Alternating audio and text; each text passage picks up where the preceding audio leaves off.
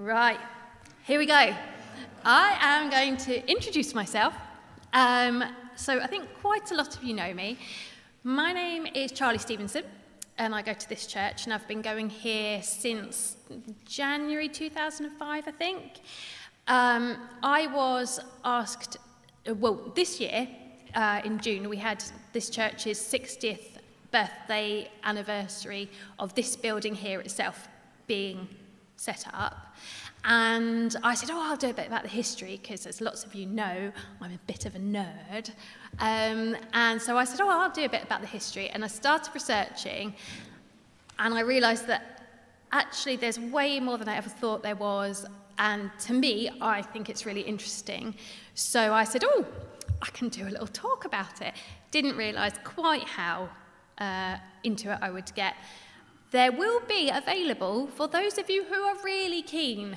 I think it's about 20,000 word document, which you can read. My daughter Joy, I started reading it to her. She looked like she was about to die. I said, right, I'll cut it down and I'll just make it available for those of you who would like to read a bit more in depth. But this is, so this is a story. So this is my retelling of the circus church in Portsmouth to the church where we are now.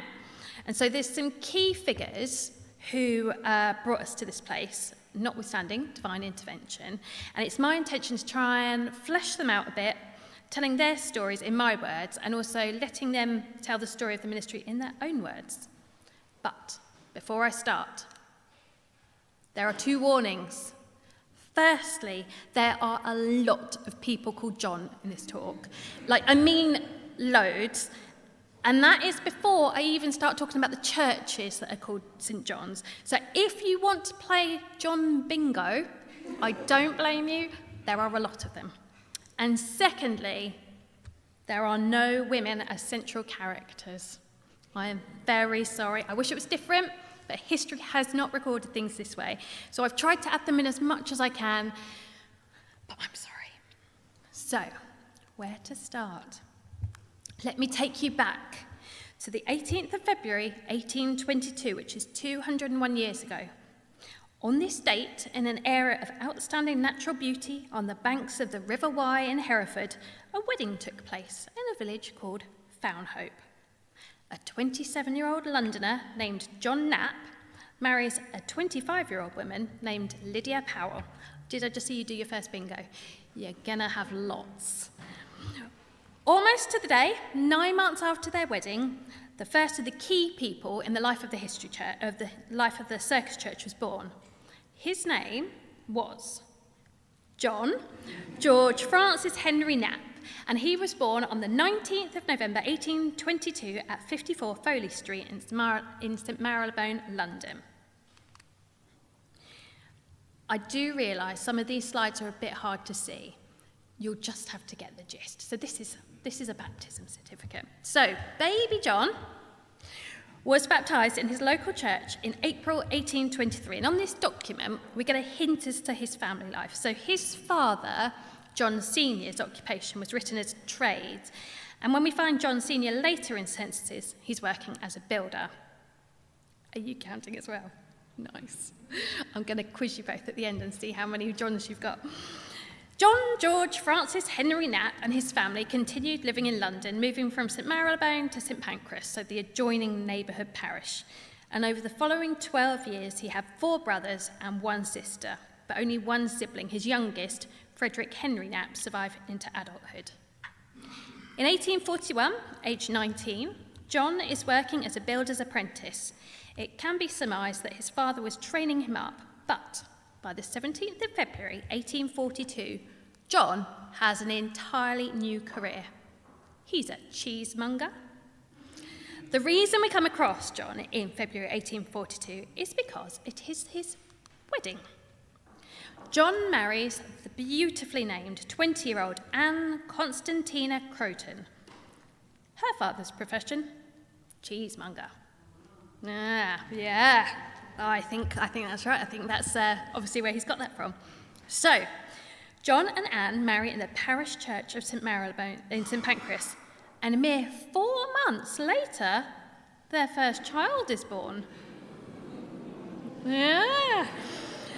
Now, what do we think would be a really good way of keeping things simple for him to name his baby? Call it John, yeah! Baby John William Knapp is born, but sadly he dies at age 8 months of influenza at 16 Victoria Road, Pimlico, London. Now, in the 1880s, it's really common for people to have a lot more children than we do typically now, but also to lose many more in infancy, and John and Anne are no exception. But even so, I was surprised by just how many children they had and lost. Over the course of 24 years, John and Anne had 18 children, 13 of whom died as babies, or the eldest of those was 20 when she died. Now, there is some good news, if you can find good news amongst this horrible tragedies. 5 Knapp children did go on to adulthood, but more about them later. So, what were the Knapps doing during this time? I ordered each child's death certificate. Don't tell my husband. It was cheap because they are on a special thing. And as well as the cause of death of the child, they give the location and the occupation of the father. Sorry, no women unless they happen to be present at the time of the death. So following the births, baptisms and deaths of the children, we can build up this picture of the Knapp life. From 1842 to 1845, John and Anne and their children are living in Pimlico, London. In 1845, aged 23, John starts his training at the Philological School. This is how it's written. I cannot say it. Every time I say it, I sound like I'm drunk. Philological School? Anyone? It's not theological, it's with a P. Anyway, that word. So, founded as the Philological Society in 1872 by Thomas Collingwood, that Collingwood from, HMS Collingwood and stuff, with Queen Victoria as patroness at the time our John attended.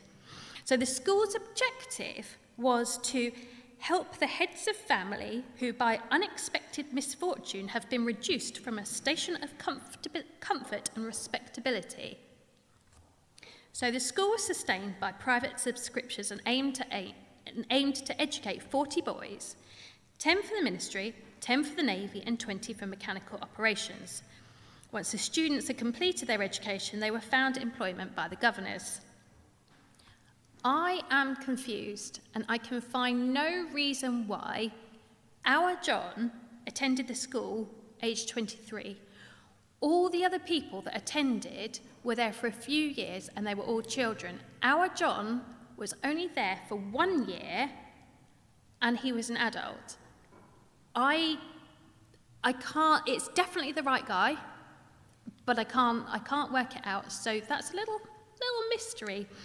But at the age of 23, after he had finished at the said school,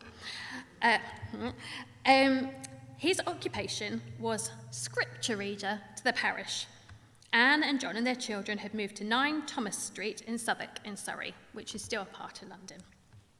2 years later, in February 1848, John is working in some capacity for the Church Missionary Society, and the family have moved again, this time to Cirencester Wharf, Angleford Street, Regent's Park, London. Fast forward to the November of 1848, and John is now listed as a student again. I want to remind you how I know all this. It's all from the information provided on the death certificates of Anne and John's children. John is a student, training in ministry, moving house regularly with Anne. Anna is pregnant, giving birth, nursing and looking after her ailing and dying children. Neither Anne nor John are over 25 years old at this point. By 1850, having had 6 children, 5 of whom died in 8 years, the family moved out of London and to Stafford. It's here, in a newly built church, St. John the Evangelist Church in Golden Hill, John Knapp starts his curacy. So curacy is kind of when you're training to be a vicar. It's like your first kind of go at it. Golden Hill as a location couldn't have been much more different than inner city London. In 1870 to 1872, John Marius Wilson's Imperial Gazetteer of England and Wales describes Golden Hill as such. Golden Hill is a small town in Stafford where there are only 517 houses and 2,621 residents. There are collieries and ironworks, so somewhat different to inner city London. The change in location has no positive impact on the Knapp children. Within 3 months of each other, 13-week-old Sarah Gertrude has died, followed by 2-year-old Edward Henry. Both died at the family home, which was provided by the church. It was called the Colcoff House, Aldcott, Woolstanton, Stafford. John is listed at present at both the children's deaths, and his occupation is given as clerk. On Trinity Sunday, 1851, John Knapp is ordained as priest in Lichfield. This would have literally been days after his 2-year-old son Edward died. In early 1853, John Knapp and his family move again, and this time he's headed our way to Parsonage House, 19 Prince George's Street, Portsea, Hampshire. And John becomes incumbent at St John the Evangelist Church, Prince George Street, which is off Queen Street in Portsea. Now, St John's in Portsea was grand. It was designed and built in the Venetian style, with arches, pillars, beautiful windows to the west, and a carved and gilded organ in a semicircular gallery above the altar. St John's is what was described as extreme evangelical in its format, and all the incumbents were elected by the proprietors of the church. So what that means is a selection of hopefuls would come 1 week after the next and preach to the congregation, after which a vote would be taken and the most popular would be offered the role. Just saying, we're in a period of vacancy at the moment. John Knapp was unanimously elected in 1853. Again, I wish I could tell you his family fortunes turned around. But when they moved to Portsea, within days of moving, their 3-month-old Frederick Edmund Junady,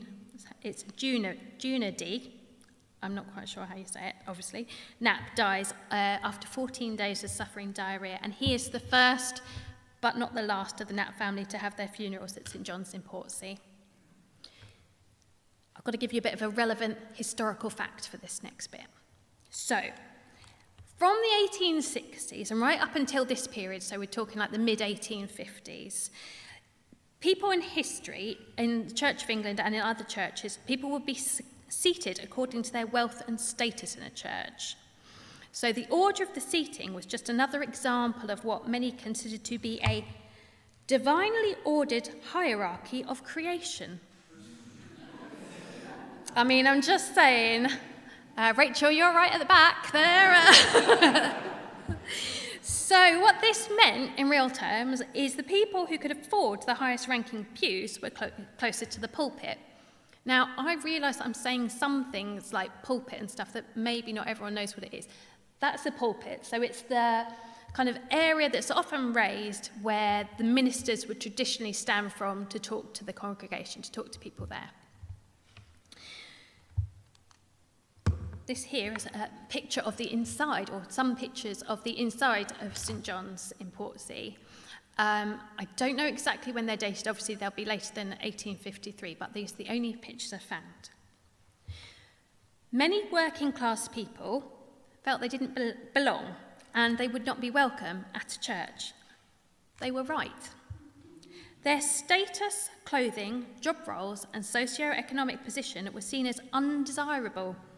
And so, as is often the case with marginalised groups, they were kept away, or they kept themselves away, at least for fear of rejection. This didn't sit well with John Knapp.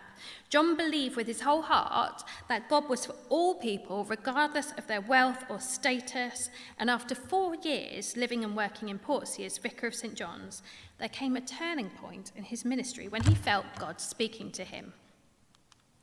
To preach Christ's gospel without money and without price. John Knapp wanted to reach out to the working classes of Portsmouth. And he writes, "Rich and poor should meet together in the Lord's house. There should be no distinction of persons there. The Lord is the maker of them all. At the present time, the church, with its few free sittings, with its indifferent and in some cases perhaps insolent officials, with its pride of caste and its fashionable ostentation, is not attractive to the great mass of the working classes. Notwithstanding their poverty, working men retain somewhat of the freedom and the independence of Englishmen, and it is well that they do so. They do not care to enter a place wherein they conceive their presence to only be tolerated." I think that there's some quite interesting parallels that can be drawn with that phrase written in 1864, 159 years ago. They do not care to enter a place wherein they conceive their presence to only be tolerated. I feel like that might be a challenge that the church still deals with. However, back to the story. I think it's pertinent to take a walk through Portsmouth at that time so we can get a picture of what it was like there, particularly for the working classes. For the vast majority, employment was scarce or at best intermittent, particularly for those in the dockyard who were almost totally dependent on the vagaries of war. There was little or no education for the children, and often housing was totally inadequate. Thousands of people in Portsmouth lived in courts, which were often only accessed by small alleys closed at both ends and approached by covered passages. Add to this that many Portsmouth courts were situated below sea level and therefore very damp. Reported at the time, we have the following description of a typical Portsmouth court. Here, 116 people lived, some of them in cellars with one privy between them and one standpipe, which supplied water for perhaps 10 minutes a day. Through these courts ran large open drains, as well as an open midden. Now, a midden, for those of you who don't know, is a heap or a large pile of animal waste or waste material thrown away by people. When this was emptied, it was said that the contents would remain for 3 days on the surface. A report was commissioned following deadly outbreaks of cholera in Portsmouth. Published in 1851, a doctor described Portsea as one huge cesspool, 160,000 cesspools daily permitting 30,000 gallons of urine to penetrate the soil, deficient in every requisite to health, comfort, and cleanliness. John Knapp, in his own words, describes the local area as follows. The population of Portsmouth, consisting of upwards of 90,000 souls, is exclusive. No, he didn't. He said it was exclusive of the military who reside in large numbers and the many sailors who enter the port. It must be obvious from the fact that it is both a garrison and seaport town that Portsmouth is necessarily characterised by much of iniquity and crime. Here is Satan's seat. Beer shops, casinos, and low saloons abound. Vice and infamy walk through thoroughfares unheeded and unchecked. Long habitual contact with scenes of ungodliness and sin have inured much of the respectable people to much that is exhibited in open daylight. Drunkenness, debauchery, and crime, like rank and noxious weeds, here thrive and grow and produce their baneful fruits. Another eyewitness writes, beer houses with every frightful appendage for infamy and vice have been largely on the increase, and now amount, with public licence houses, to upwards of 800. Now, when I originally read about the beer houses, I thought that it might have been slightly overblown by the Victorian upper-class author writing about it. But in 1895, the Chancellor of the Exchequer writes to the House of Commons about the issue of there being so many licensed premises in Portsmouth. And he wrote about one street in particular. He wrote, "There's a street containing 27 houses and having a length of 191 yards, and this is the way in which the houses are used." I'm not going to read them all out, but this is the one particular street. So each of those down the side are public houses, beer shops, hotels. Then he continues to say, this is the number of houses that the magistrates have licensed in spite of the complaints of some inhabitants of the street. I do not consider that anyone can think this a satisfactory state of things. So in this one Portsmouth street, 16 of the 27 houses in the 191 yards were licensed to sell alcohol. Obviously, I suspect that this street is picked out as a particular example by the Chancellor, as an extreme example, but records do confirm that there were over 800 licensed premises in what was then a population of about 95,000 people, all packed into an island way smaller than the area we now consider as Portsmouth. Those who are privileged and literate often have the advantage of being the dominant narrators of history. So we see and we hear about how dreadful Portsmouth was told by those in a position of power, and probably looking down on the working classes either in distaste or in sympathy. And I think that that needs to be understood by us now as we listen to just how bad things were. However, to be sure, the divide between the haves and the have-nots was magnified in Portsmouth. When the Navy docked, it was a good time to be in business in Portsmouth, with sailors glad to be ashore and money to spend. And often they would only be ashore for a matter of days, and during those days the economy boomed. An entrepreneur named Frederick Charles Hengler saw this and thought of a way to cash in. Frederick Charles Hengler, or Herr Charles Hengler, as he liked to be known, was born in 1821 in Cambridge to a performing dynasty, with his grandfather being an equestrian rider and performer, and his father was a famous tightrope dancer. In 1847, Charles founded his own circus with a twist. He built temporary wooden structures in town so that the performances, which were showing equestrian scenes, could happen all year round, regardless of the great British summers and the winter weather. One such structure was erected on a road which was then known as Liongate Road, which is now Edinburgh Road in Portsea. Now, the Portsea circus closed after a while because the income was just too variable, so Hengler abandoned this wooden round structure and went on to concentrate his efforts on his other circuses across the UK. So going back to this thought that our John Knapp had about wanting to preach to the poor. In 1858, John Knapp was trying to work out how he could reach the poor of Portsmouth, as many would never cross the threshold of a church, when he suddenly had a revelation. He wrote, "Sitting in my study one bright morning in the month of May, the thought flashed across my mind. Would not the circus be a good place wherein to preach Christ's gospel without money and without price? The experiment is worth a trial." No sooner had the thought suggested itself than the first steps were taken to carry that thought into practical operation. "To whom does the circus belong?" was the question asked of the first person from whom information was sought. "Why do you ask?" was the reply. "Because it has occurred to me that the gospel can successfully be preached to the working men who should be gathered together in that place, and at any rate, I am willing to make the experiment." To my joyful surprise, the answer was returned, "Well, that circus belongs to me. I have recently bought it. You're just in time with your application. I was just about to let it, but try your experiment. You're welcome to do so at once." Now, to those of you who kind of know your Bible or your Bible stories, or you studied them at school or whatever, this particular exchange really reminded me of Jesus' triumphant ride into Jerusalem at the beginning of Holy Week, when he sends his disciples to go and get a colt or a donkey, and he says, just go and ask them.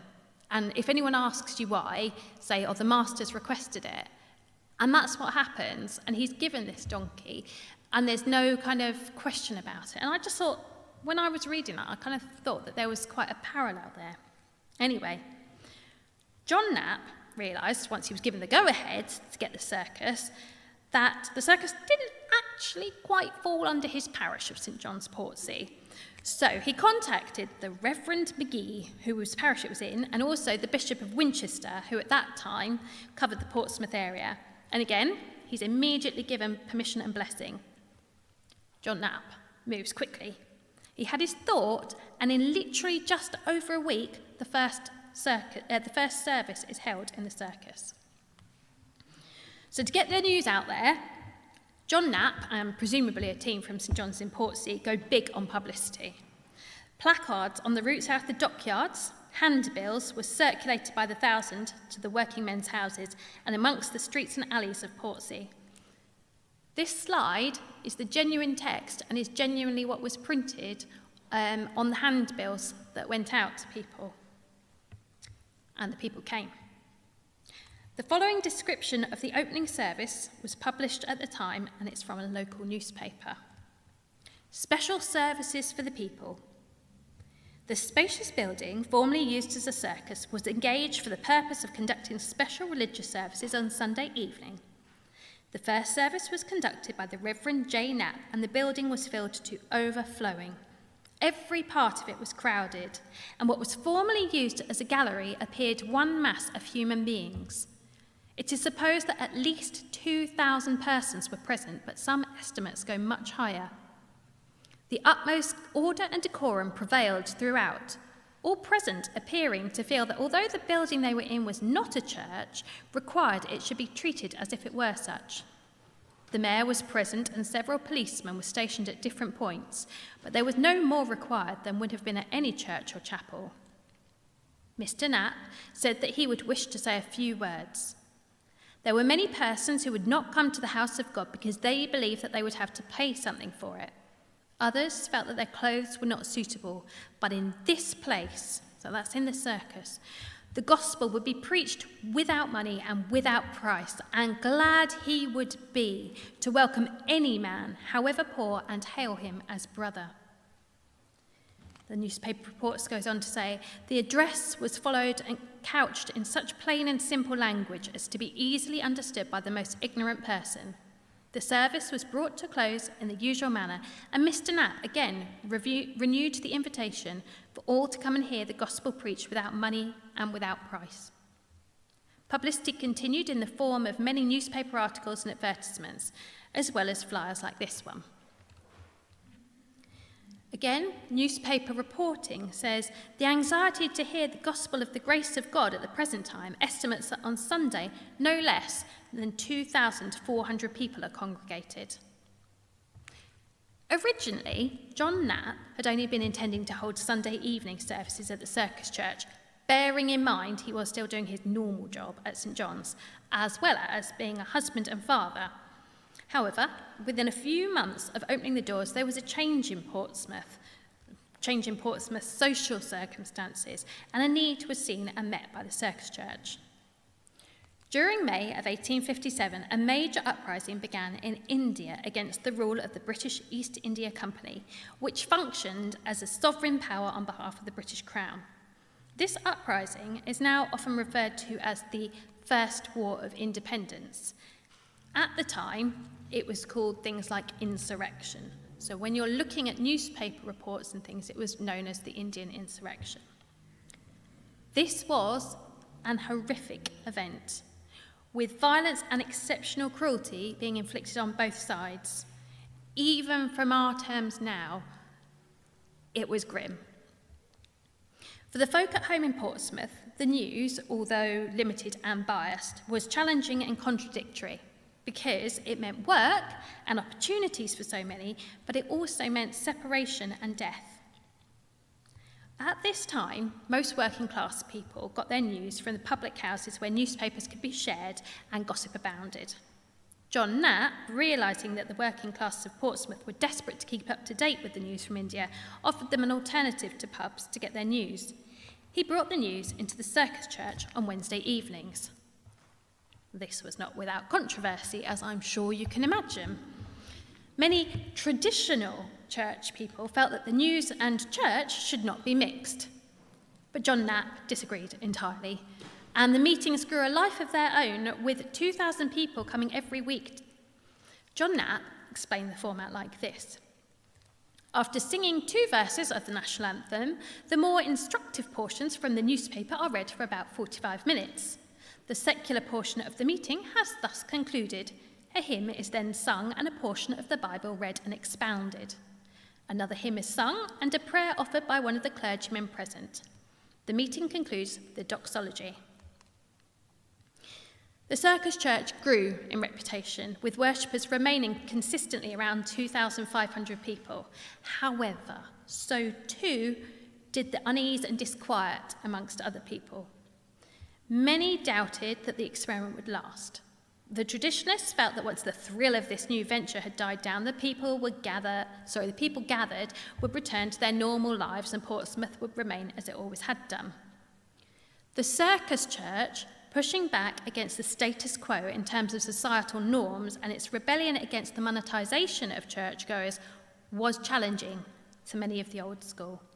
And I think it's fair to say from articles I've read that not only did some in the church hierarchy think that the experiment would fail, they rather wanted it to fail.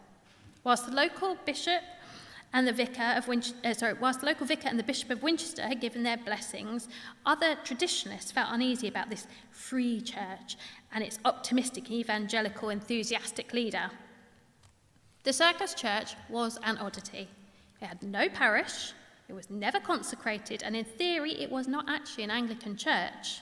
It was privately owned by a board of trustees who drew up its constitution. It was the board of trustees who, as time went on, would appoint the incumbent without reference to the bishop or anyone else. But actually, as it turns out, all the circus church ministers were from the Anglican church. John Knapp had never doubted the success of the circus church. He wrote, "For a long while there's been an earnest desire, a hungering and thirsting after God in the souls of many in Portsea. The Lord has been preparing a people who should gladly receive the preached word." After a year or so, John Knapp gives us an update on the circus church movement. "We opened for a Sunday evening service and it has always been filled. Then a Wednesday evening service took place for instruction and devotion, and that assembly has been nearly as large as the Sunday evening service. Then a Sunday school was attempted, and in that circus ring there is now a flourishing one. Next, Bible classes were set on foot for working men and working women, and scores of these attend regularly every Tuesday evening, the curate meeting the men and women alternately. And last of all, on Sunday last, the doors were opened for Sunday morning services." People queued to get into the building for services. Often there was actually no space. It was literally filled to the rafters. Before long, another minister was required to help John Knapp. And John Knapp records this requirement for assistance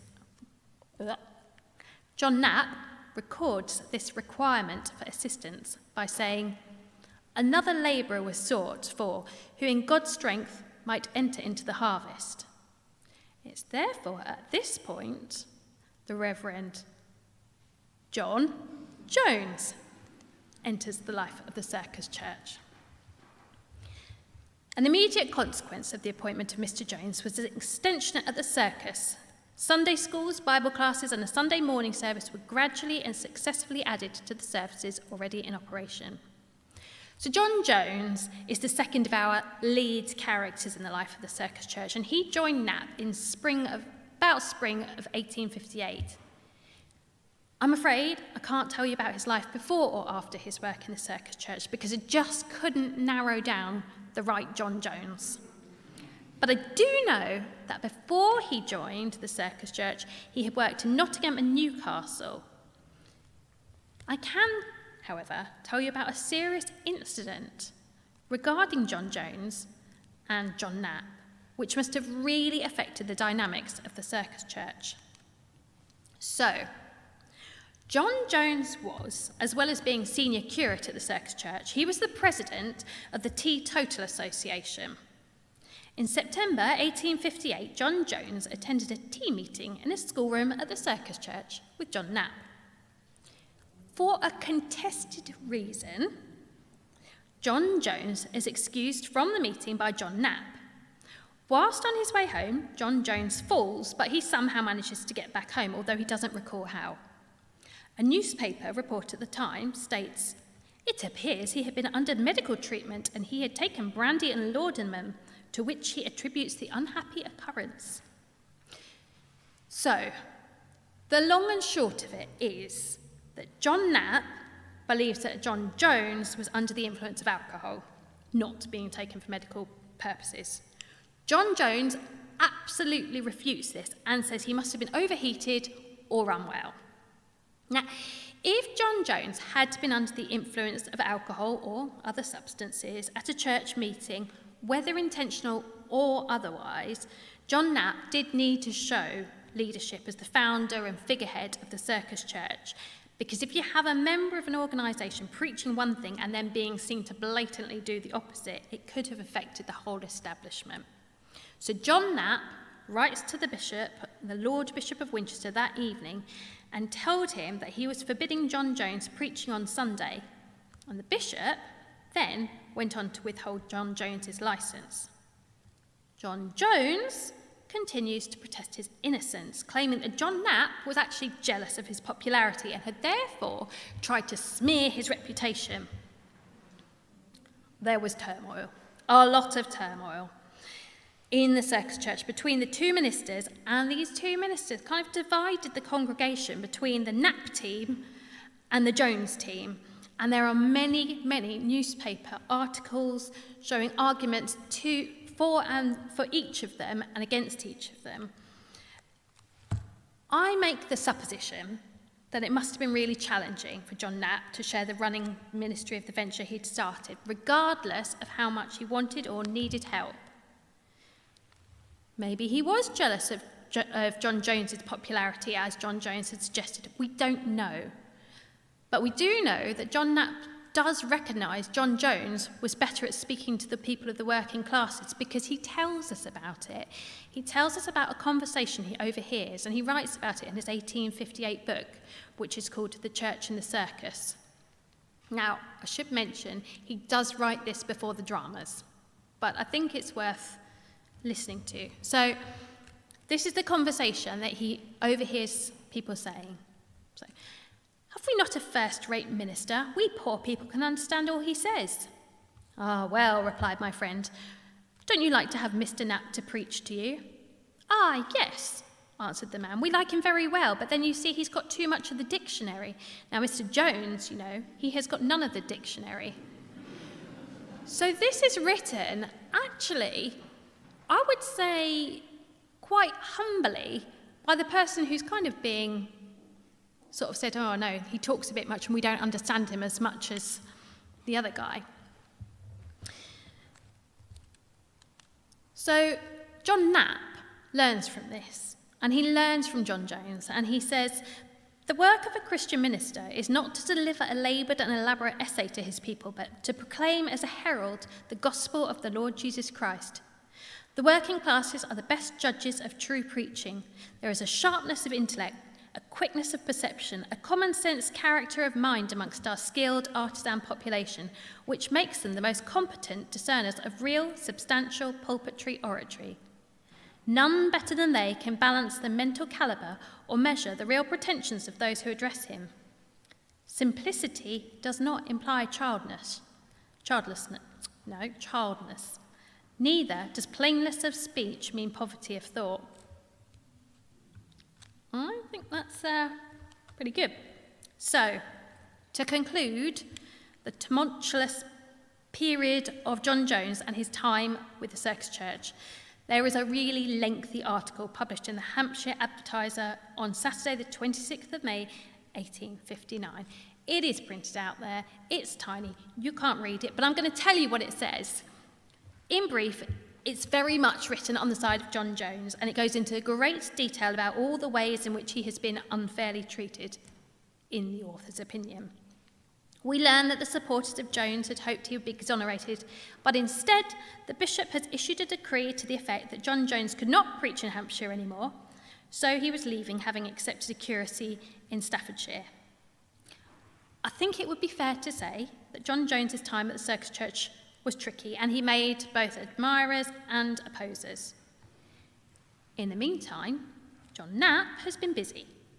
On top of the John Jones situation, he's been running the Circus Church alongside his proper job at St John's. He's also, obviously, a father and husband, and he's had 12 children, with 4 surviving at this point. Additionally, he was a prominent activist for people locally and nationally, often writing letters, signing petitions, or lobbying Parliament, demanding reformation for the working classes. And as if all that wasn't enough, John Knapp was a writer and academic. Within 3 months of starting the Circus Church, by August 1857, John Knapp had compiled, published, and sold more than 2,900 books of the Penny Hymn Book. Then, in 1858, John Knapp's first book, The Church and the Circus, a brief narrative of the blessing which has been poured out upon the preaching of the word at Portsmouth, with some suggestions for carrying out special services for the people, was printed. And in 1864, John Knapp writes a follow-up book entitled Precious Stones from a Strange Quarry, or Circus Needs and Gospel Blessings. For those of you who are interested, they are out of print, but I have got copies of them printed there. So you can take them away, you can borrow them and read them, but also if you Google them, you can actually look at them because they've been scanned in because they're out of print, so you can actually read them should you wish to.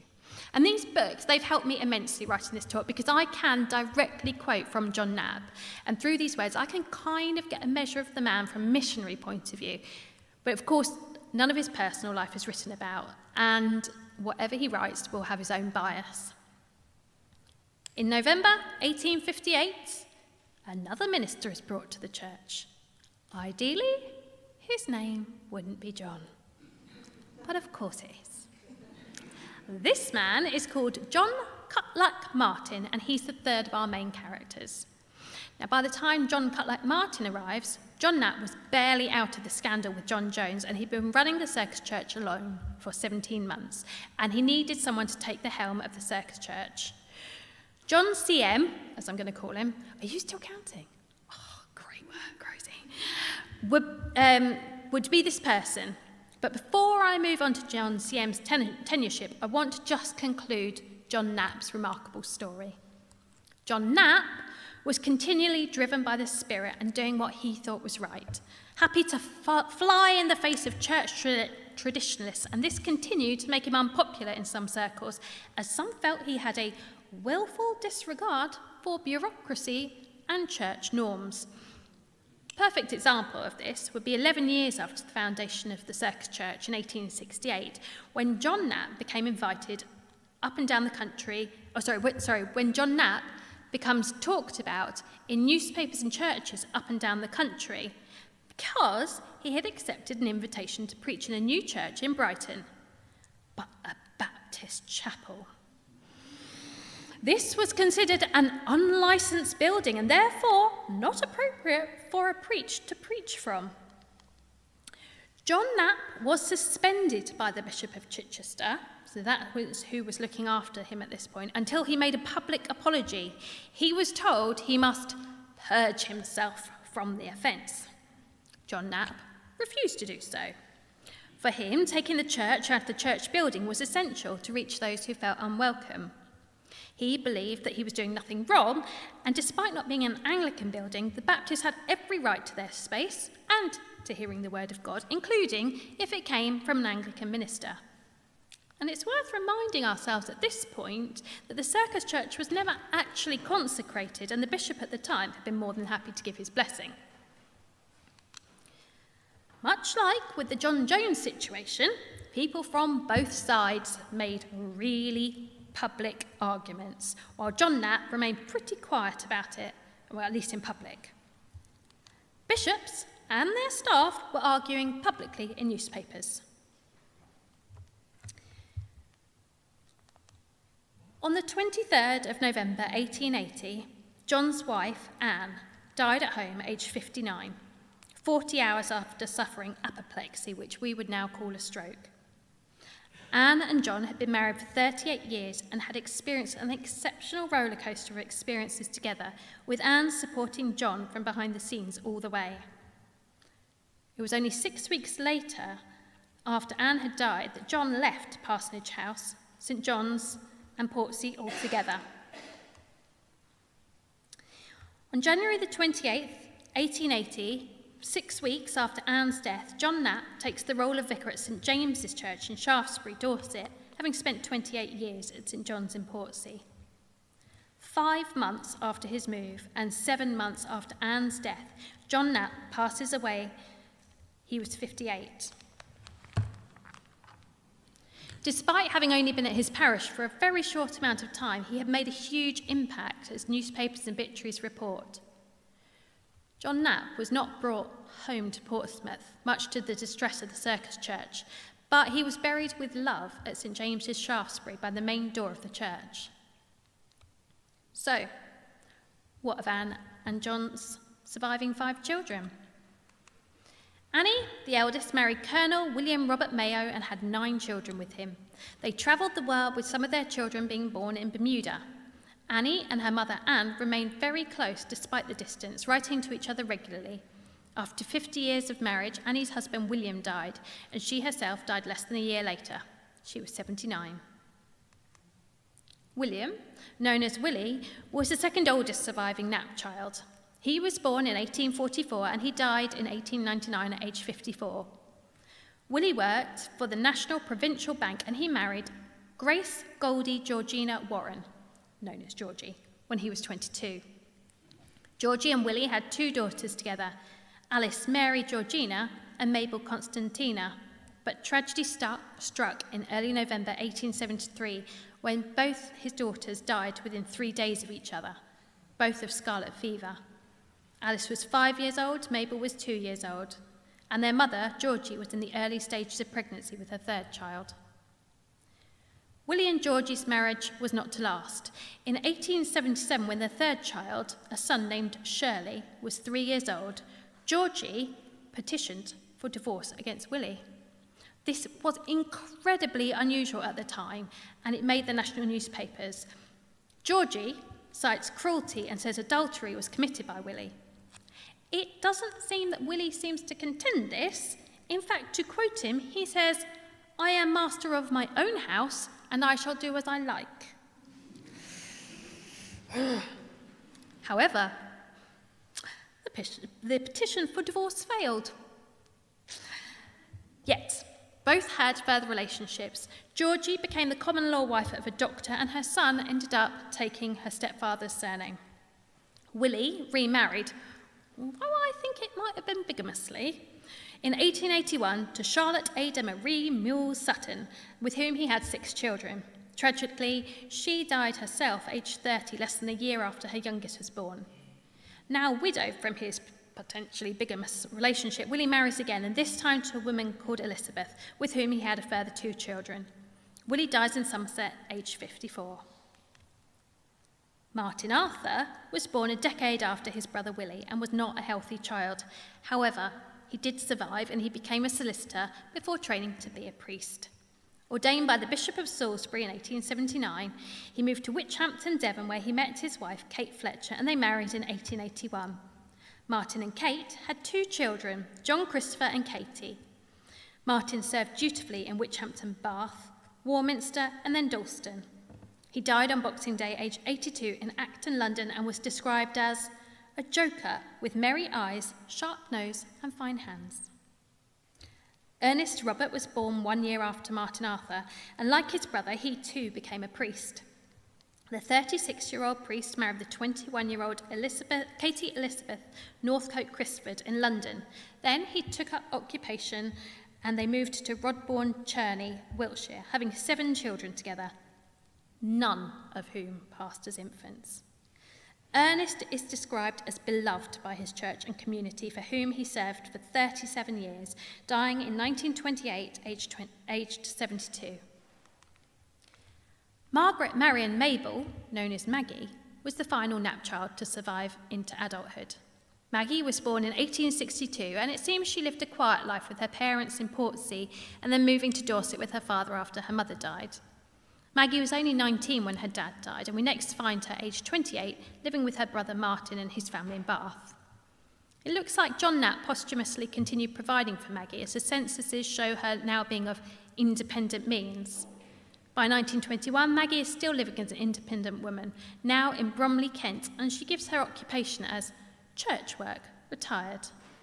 Maggie dies in Surbiton, Surrey, aged 78, in 1940, leaving her small estate to George Canning, a retired engineer. So, it's here that we're going to leave the Knapp family and continue with the Reverend John Cutlack Martin, who was to take over from John Knapp shortly after starting work with the Circus Church in November 1858.